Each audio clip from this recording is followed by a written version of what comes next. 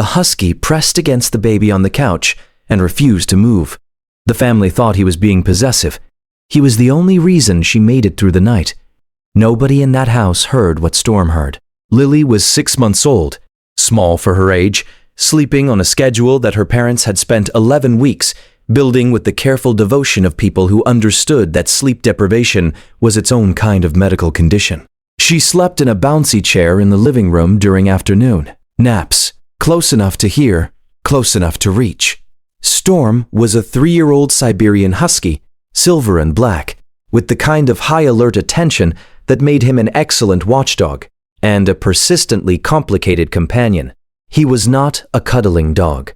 He had never, in 3 years, pressed himself voluntarily against a person on the couch. He maintained his distance.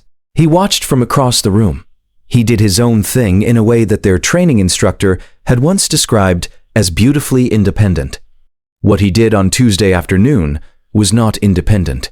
Lily was in the bouncy chair on the couch, asleep, swaddled in a thin cotton blanket. Storm came across the room, not his usual crossing, not casual, and climbed onto the couch beside her and pressed his left side flat against the bouncy chair with a pressure that May Hartwell could see from across the room. Not curled, not lying down properly, pressed, flat, his body making itself a wall against the bouncy chair. May was a pediatric respiratory therapist. She had worked in children's pulmonology for 9 years. She had seen every presentation of respiratory distress that existed in infants and young children. She had assessed hundreds of cases. She understood the anatomy, the mechanics, the variables. She understood exactly what large breed dog body weight pressing against a 6-month-old's bouncy chair looked like in terms of positional risk. She was off the couch and lifting Storm by the collar before she had consciously decided to move. He went with her. She set him on the floor on the other side of the coffee table. He was back on the couch beside Lily's chair within 40 seconds. She moved him again. He returned. The third time, she put him in the backyard. He stood at the sliding glass door and looked through it at the couch, with an intensity that she would think about later when she had the right context to understand what she was seeing. Lily napped. Storm stood at the door. May went back to her laptop. At 4:47 p.m., the baby monitor showed a number that made May's professional brain go quiet in the way it only did when something needed her complete attention. Lily's oxygen saturation had dropped to 88%, not gradually. A step drop, the kind that in her clinical experience corresponded with an airway event. She was across the room in 4 steps. Lily was in the bouncy chair, chin dropped forward slightly. The specific positional shift that in a swaddled infant at that age could begin to compress the airway. It was the bouncy chair itself, an angle issue that combined with her sleep position had begun to restrict her breathing in the way that infant positional asphyxia begins, quietly, with no sound and no visible distress. May repositioned her immediately, checked her airway, monitored her saturation, which climbed back to 97 in 90 seconds. She stood at the couch for a long time after. Storm was still at the sliding glass door, facing inward, pressed against the glass. She opened the door. He came in, crossed to the couch, climbed up, and pressed himself against the side of the bouncy chair exactly as he had before. May sat down on the floor and looked at him for a long time. If you stay for stories about what animals sense before we do, you're in the right place.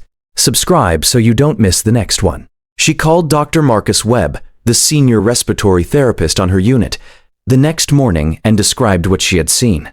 He was quiet for a moment and then said, "There's documentation of dogs positioning themselves against infants during respiratory events. The pressure changes. The breath sounds.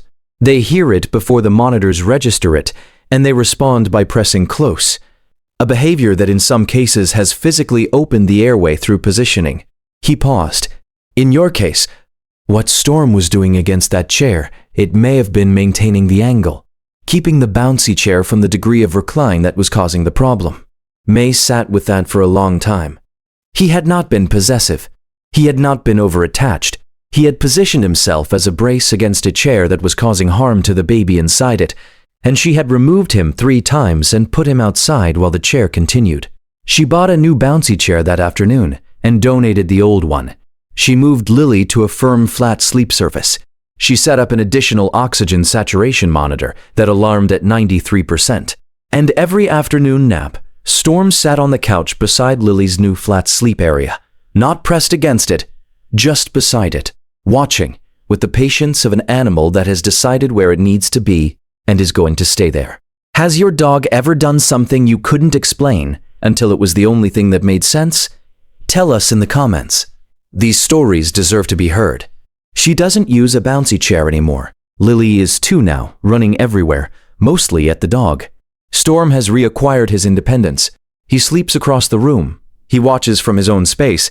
He maintains the distance that has always been his preference. Every guardian deserves to be recognized, even the ones who never asked for anything in return. If these stories matter to you, subscribe so you never miss the next one. Except when she naps. When Lily naps, Storm is on the couch. He has not left his post in 2 years. The next story involves a dog whose barking in the middle of the night was called a noise complaint by a neighbor, and a miracle by a paramedic.